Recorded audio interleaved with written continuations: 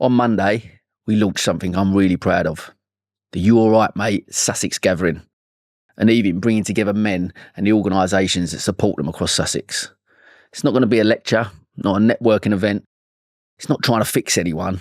It's just a space for honesty, a space to challenge the old story of what it means to be a man, and space to redefine strength.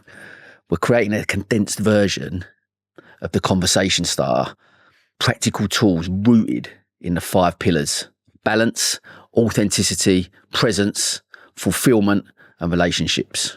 Because 84 men die every week in the UK. That statistic still stops me in my tracks. This event is one small action in response to that.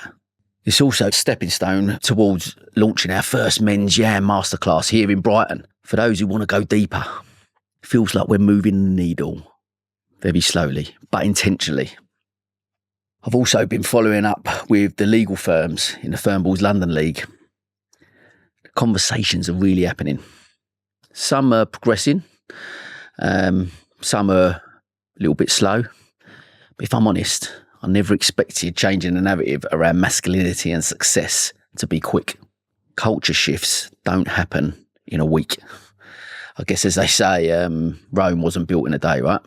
Also, on Friday was my final big business breakfast club event as host. Another hat that I've hung up.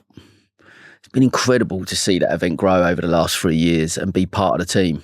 But I had to ask myself a hard question. Will hosting this move the needle towards reducing male suicide? Along with that, I also questioned if being part of it really aligned with my values. And the honest answer to both was no. So I decided to walk away. And despite knowing it's the right decision, self-doubt still kicks in. The inner voice has been loud this week. Let me share something I wrote in my journal.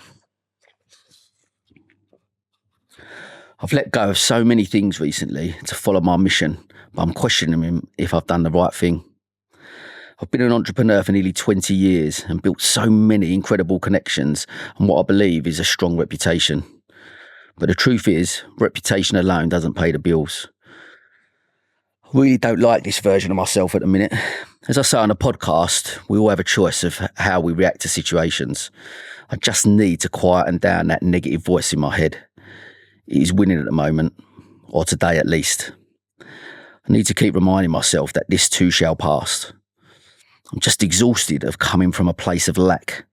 It's just draining me at the moment.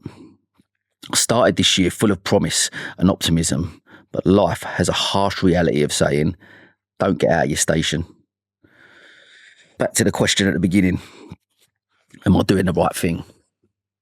That was what has been going through my head this week.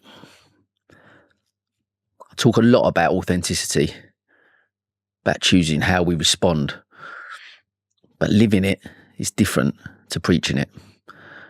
And right now, I'm choosing to trust. Trust the process. Trust the mission. Trust that every action, even the uncomfortable ones, are a step forward. As I was reading the new Charlie Maxey book to the twins, this line really jumped out at me. "This is getting harder," said the boy. "Then every step you take is a bigger victory," said the horse. That's where I'm at. It is getting harder, which means every step is a bigger victory. So if you're listening and questioning yourself, if you've let go of something as well, if the inner critic is loud, maybe it doesn't mean that you're failing.